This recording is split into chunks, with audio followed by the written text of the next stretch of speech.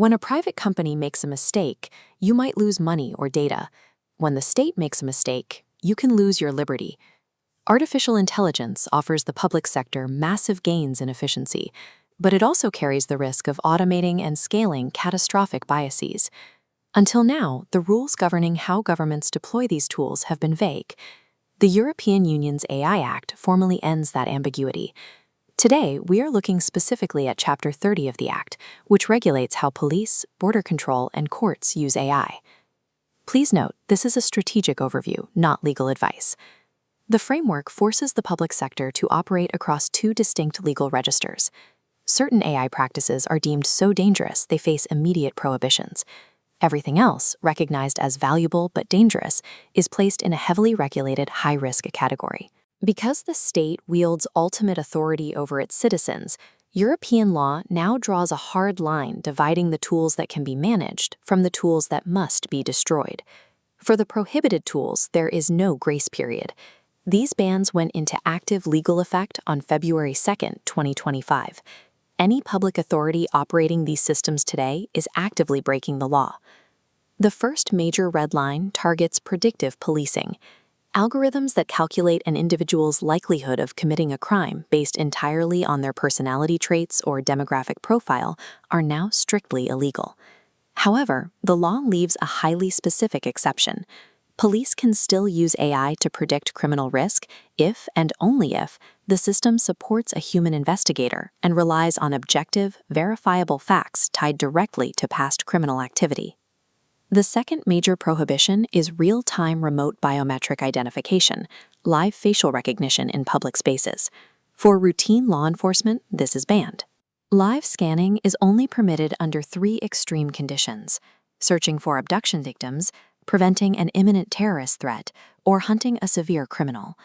By placing these practices in the prohibited register, the AI Act explicitly blocks the state from deploying AI as an instrument of mass surveillance.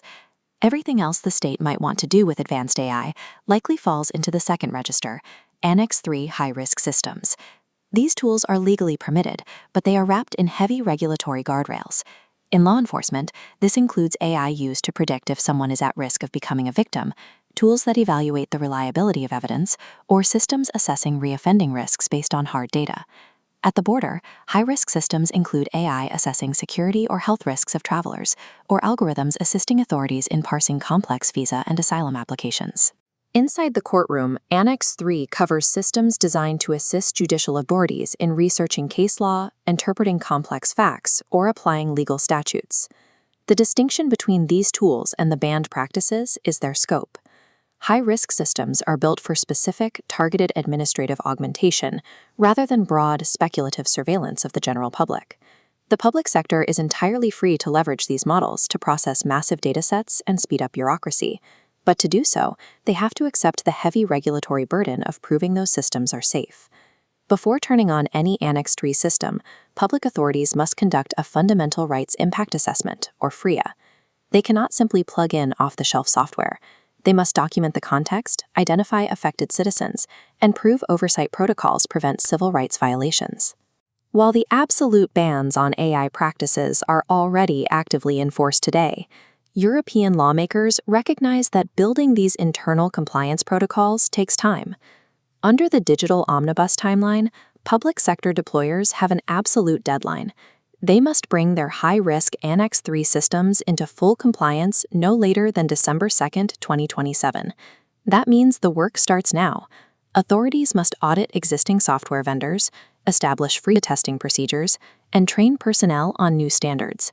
The AI Act allows the state to modernize its justice and security infrastructure, but it guarantees that whenever a machine is used to make a decision about a citizen's life, fundamental human rights remain the ultimate authority.